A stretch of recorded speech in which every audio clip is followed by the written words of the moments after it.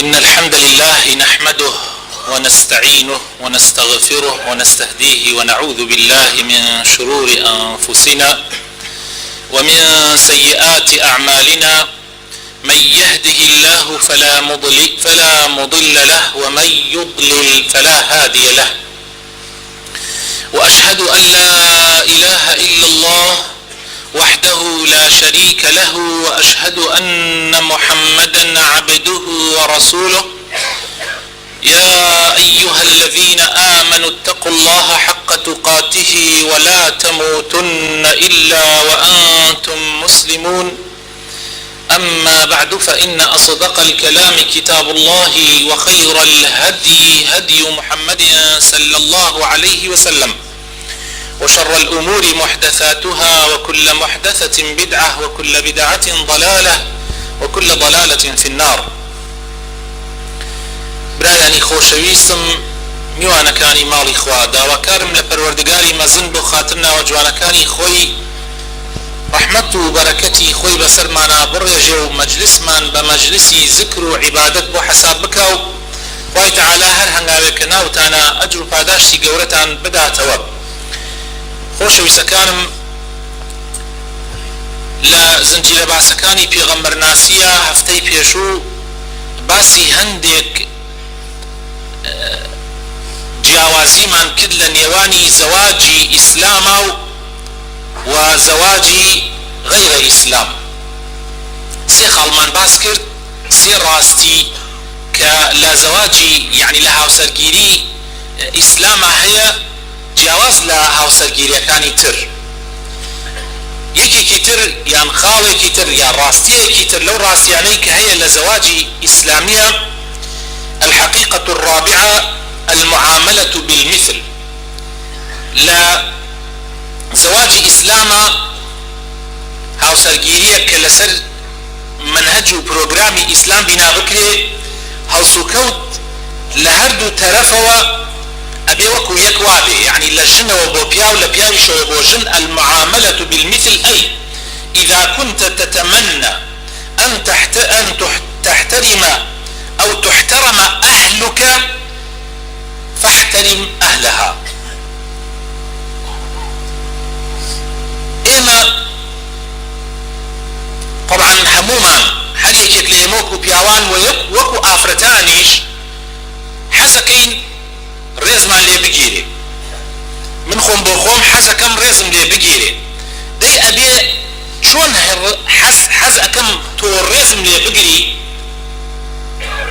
يعني حزكم تو رز لمن بگري حرب همان شيوة أبي منش همان رزم هبي برابر بتو شيان بو شيوة هاوسنگ بي.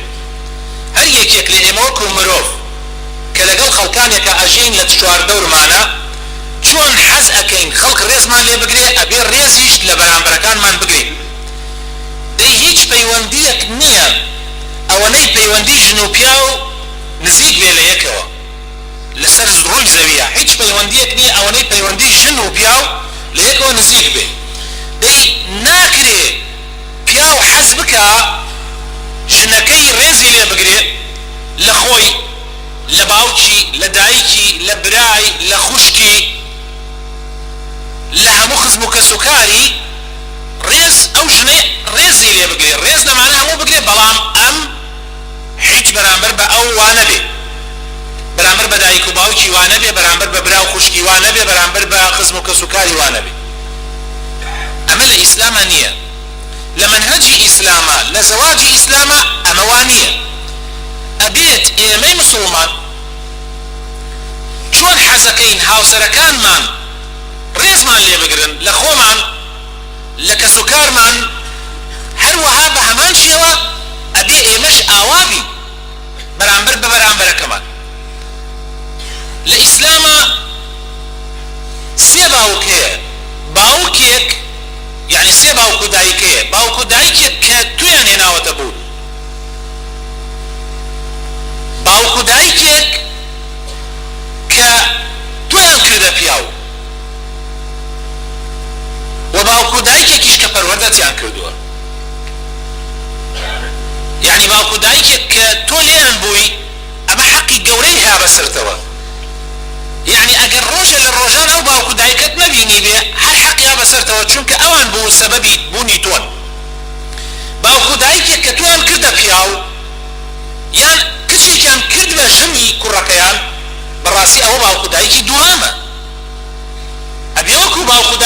تەماشای بکە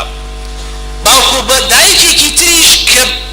تۆیان پەروەردە کردووە ئیتر مامۆسای مەکتەبتە مامۆسای ئاینیتە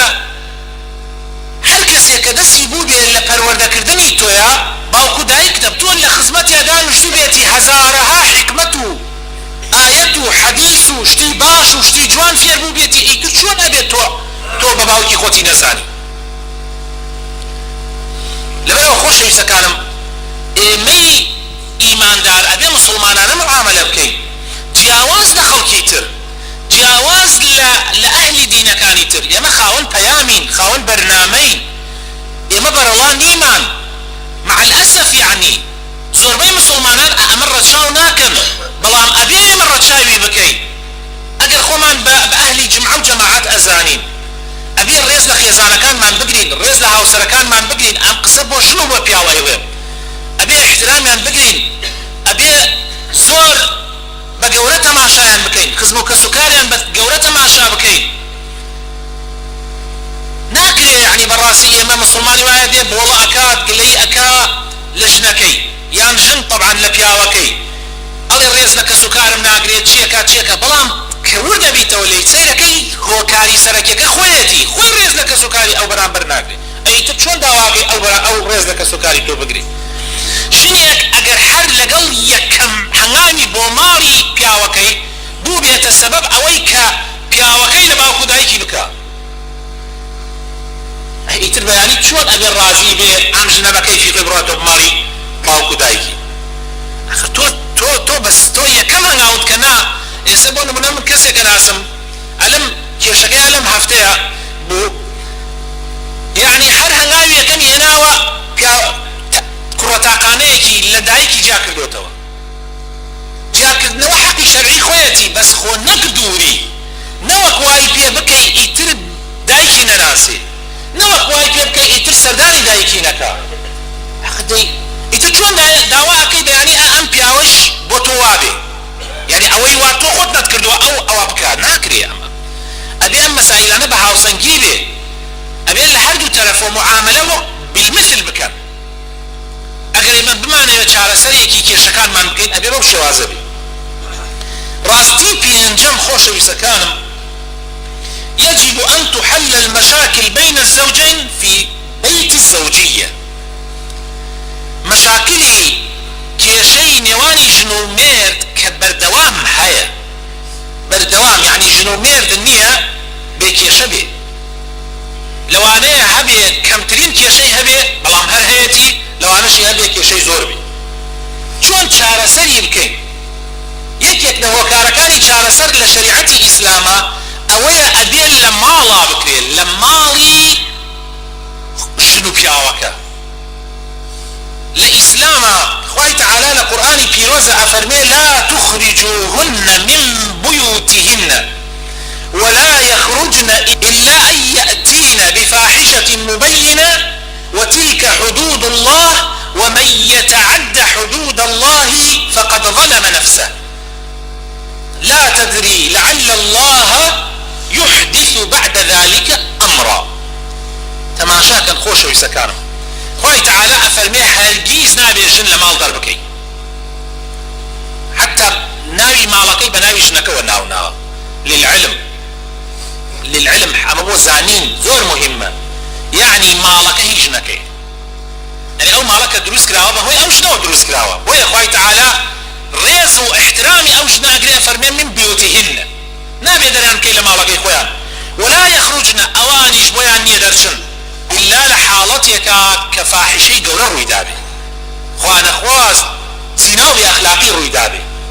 او موضوعك قيشت او حدا يتر او قسيتي انا اكري موضوعك او شويكي ترشار سلكي اما سنوركاني اخوان و هر کسی سنوری خواه ببزینه براسی ستمی لخوی کردوه تو نازانی لوانه خواه تعالی هر کیشه یکبی لبینتانا خواه تعالی چاره سریکی بو گنجایی بو بدوزیتو بوتان بلان بو مرجعی که تو درد نکرد بیل مال که اویش در نچو بیل مال ایسا برا برزکارم بچکترین کیشه جن یکسر اتوری وراتو بمالی باوی بچکترین کیشه بهوی موبایل و طبعا موبایل چاکی هیو یەکێک لە سلبیاتەکانیشی ئەوەیە بەردەوام ژنەکەت بچووکترین شت بێ تەلەفۆن دایە باوە وڵات ئاوای پێوتم پیاوەکەم ئاوای پێکردم ئەوەش کێشەیەکی زۆر زۆر گەورەیە هەر بچووکترین شت یەکسەر ئەیگەێتە دەرەوەی ماڵ جا ئیتر کێشە چۆن حەلەکرێ کێشە حەل نابێ مشکیلەکان بگێتە دەرەوەی ماڵ نابێ مشکیلەکان بگاتە دەرەوەی ماڵ چونکە هیچ باوکێک نییە هیچ دایکێک نییە هیچ براو خوشکێک نییە مەگەر هەر زۆر زۆر ئیماندار بن لایەنگیری کچەکەی خۆیان نەبن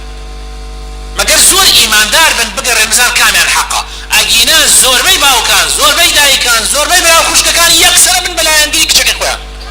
و ئەوانی تریشە بن بە لایەنگیری کوڕەکەی خۆیان بۆ خۆی لەم بەرە کێشە دروستە بێت بچووکترین کێشە گەورە ئەبێتەوە چارەسەری ناکرێت دوای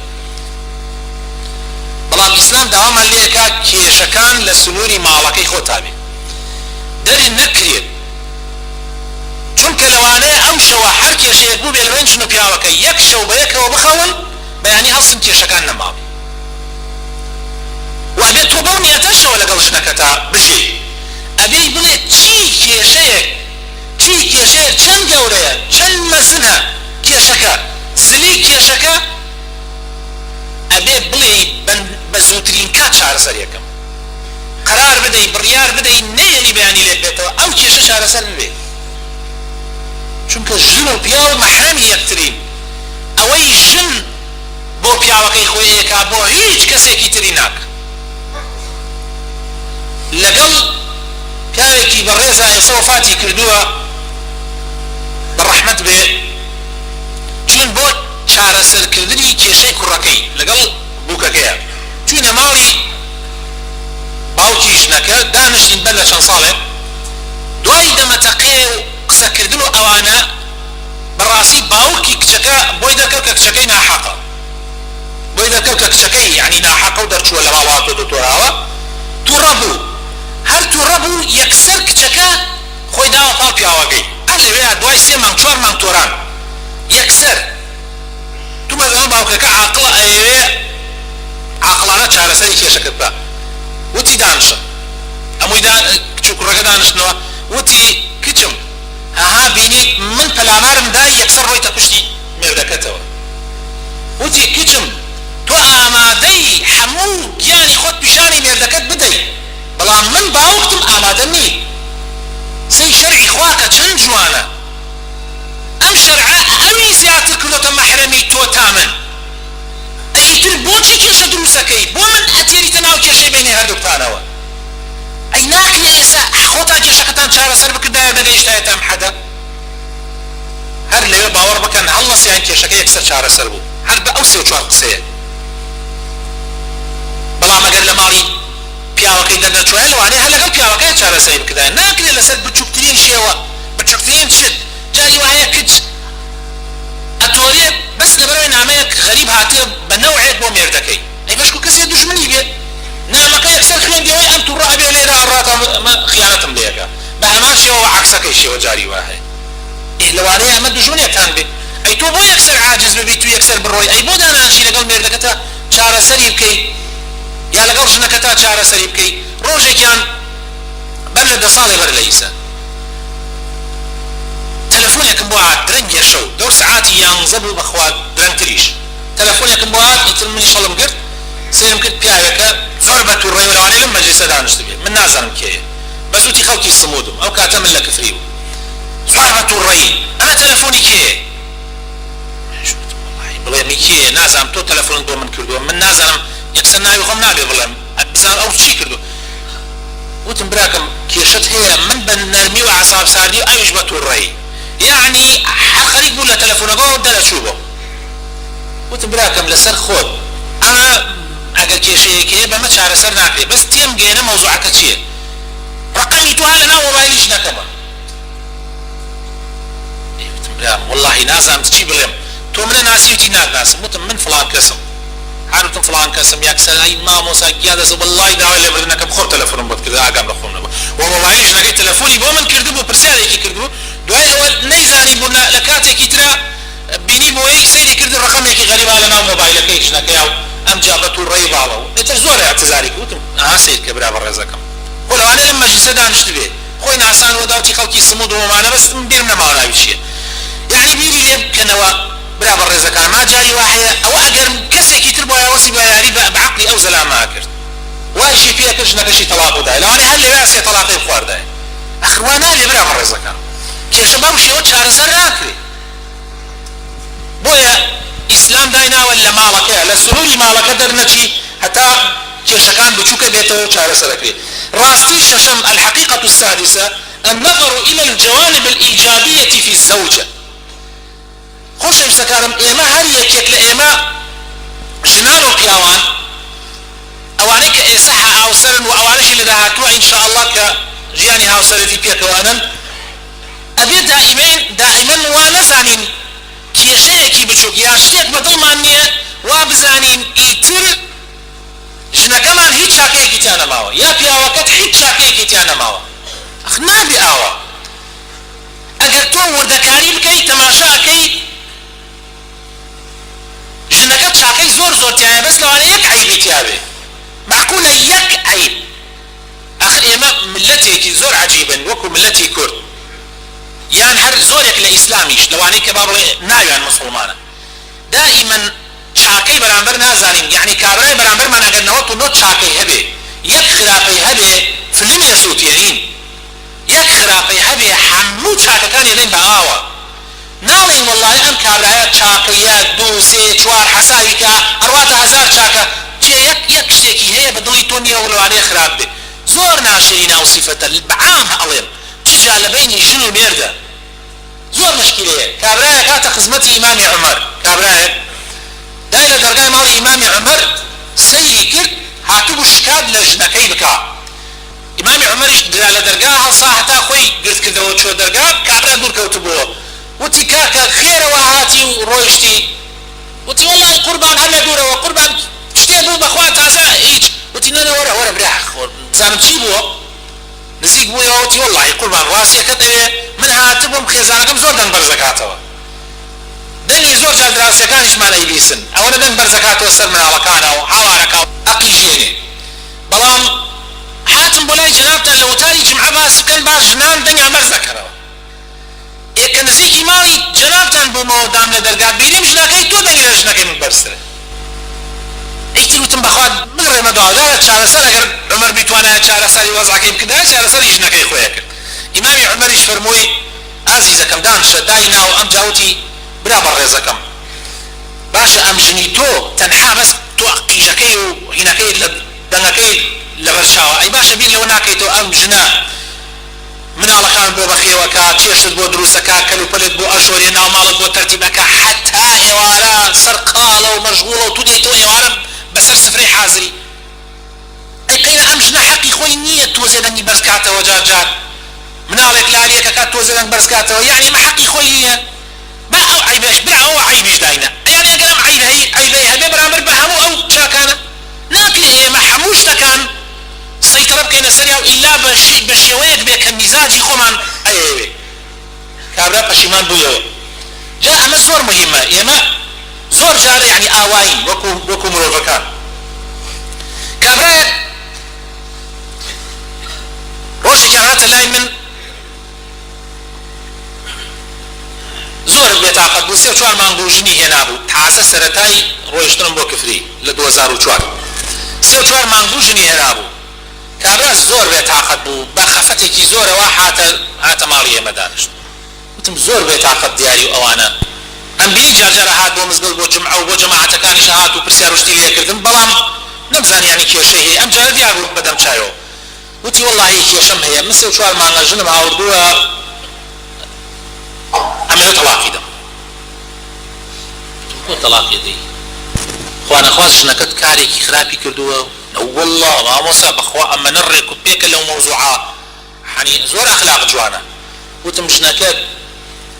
چێشتی خراپە وتی نە والله بەخوا ئەمەنە چێشی دەستی باشە کەلوپەلت بۆ ناشۆرێ بەرە والله مامۆسا دەی باسم کرد باسی زۆر شت 20 شت زیاترم هەڵدا بۆی سیرم کرد هەر وەسفێدا ئەنگات خۆشی بڕێتری وەسفی دایەوە هەستم کرد خەریکە دەم چاوێک گۆڕێ هەرجارێکان بەر لەوەی پرسیارکە مشکلەکەی چییە هەر خۆ قەستمەوە بوو مەبەستمەوە بوو چاکەکانی لەبەر چاو بێ کاتی خراپەکەی باسەکە ئەیوتم کێشەکەی چییە تو بەس پێم بڵێ ئەم ژنەی تۆ کێشەکەی چییە شەرمێک کرد ئەمجا باسی کرد الأول بتمام وأمهم شاكرة طبعا كباس نكرابه بتمام يكم جار أو باس كاو وابز عن اشتي زور قوري قناعات بمنك قبلين حلال جنك الطلاق دي أيوتم كي شكت تيم جينا كي شكت شيء سريق استخواروتي والله اشتي زور بتشوكر وتم بوشتي كي بتشوك أهم شاكرة لميرا كي تخوا بين بليتشيا هالباب بو النمونيه بو خلق بيجر موا وتي والله ري وروينا غير مدلوني يعني كاتي الرئة كاتو زقاتي أولا يا نازم لا حول ولا قوة إلا بالله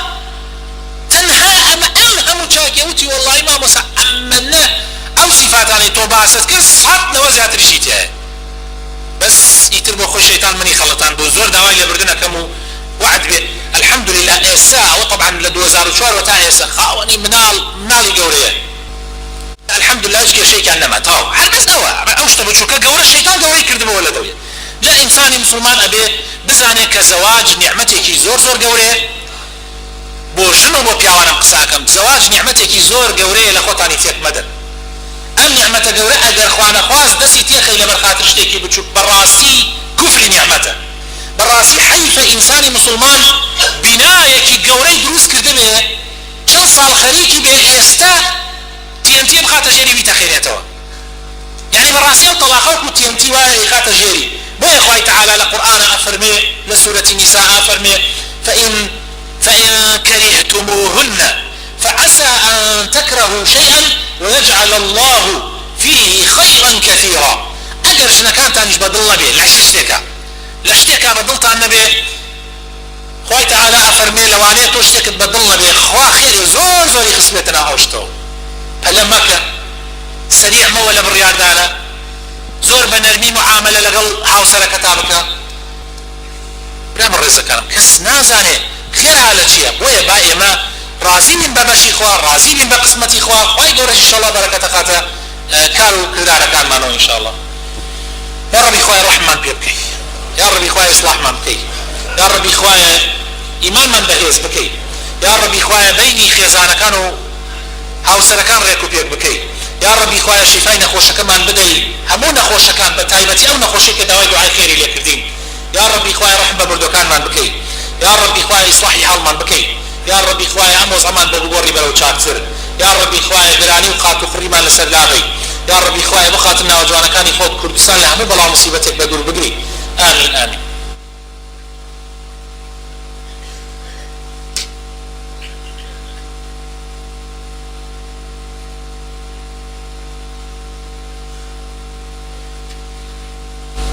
آمين آمين الحمد لله رب العالمين والصلاة والسلام على سيدنا محمد وآله وصحبه الطيبين الطاهرين وعلى من تبعهم بإحسان إلى يوم الدين رضي الله عنا وعنهم أجمعين يا أيها الذين آمنوا اتقوا الله ولتنظر نفس ما قدمت لغد واتقوا الله إن الله خبير بما تعملون كوتاي أم بابتي كافتك شو بسما بيكر بحقيقتي حوتم كوتاي لهنين كأويش إن الإنسان إذا أخطأ سابقا في زواجه يجب أن يؤمن بالتصحيح يعني إنسان أقل كيشوتر حريك يكليمان لجيان معنا عليك ما نكردوه خوش ويسكان بأميد نبين يسش أتوانين شاكبك يسش كتو تمنت هفتا صالة لقل خيزانكتا بينتان خوش نية يسش أتوانين شاكبك شت نية هلا نية شاك نكري هلا نية نتواني شاكي بكي أتواني شاكي بكي يسشا وسد بي ويسد لسر بي آرزود لسر بي لقل جنكتا أبيب باشترين كس اگر پیشوتر هلا يكتهبو بي أصف نخواز تازه هرشي رويش صفحي تازه ولا بري تازه هل دروا لا بري كي سبي تازه هل دروا اوي رويش لهموش تكاني جيانتا خوش ويسكار دنيا اوا ناهيني ايما براسي بنا خوشي ببين أسر دنيا بر لخوشي بس ايما خوما ناخوشي كي هرشي بوا هر هلا يكبو برابر بهر كسي كردوتا لم دقا لا بريس بيال دروا بوي او ناخوشاني كابوي كم خوشي بتايبت برابر نزيكترين كست كخاو سركته بريار بدا جياني خوشي لقلا بورسن بريار بدا تا ايسا اگر تو كيشت بشيوية بمو لقل جنكتا منالو خصمو كسو كار عمل بيزانيا لأيسا ودا قرار بدا بڵێ ئیتر هەموو کێشەکانم ئەبێت تەنها خۆم و هاوسەرەکەم بیزاری نابێ کێشەکانت بگاتە مناڵەکانتیش بۆیە لە ئیسلامە ئەڵێ هەموو ژن و پیاوێ ئەبێ ژووری تایبەتیان هەبێ گەنجەکان بۆ ئێوەشمە توخوا مەجال بدەن ئەگەر باوکو دایکتانی شەرمەکەن ئێوە ژووری تایبەت بۆ دایک و باوکتان تەرتیب بکەن ژوورێک کە ڕۆیتە ژوورەوە بدەی لە دەرگا با دایک و باوکت هەموو کێشەکانی ماڵی خۆتان لە ژوورەکەی خۆیانە حەل بکەن با کێشە لە ژوور دەرنەچێ چونکە لە ژوورەکە دەرچووە دەرەوە ئیتر سەیطرەی بەسەرا ناکرێ کوڕ کەوتە ناو ژن تەسەورەکەی کوڕ وا هەیە ئەمە ناکەوێتە بینی دایک و باوکی جاری وا بۆ زەماوەند چوون زەماوەندێکی ناشەرعی کوڕ دعوت کراون لەلایەن خزمەکانیانەوە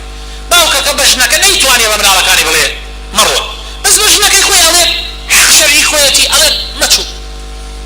کوڕەکە وتێتی دایە بە قسەی باوکم مەکە تو بێ سوارەوە تاو قسێتی ناو سیارەوە بردێتی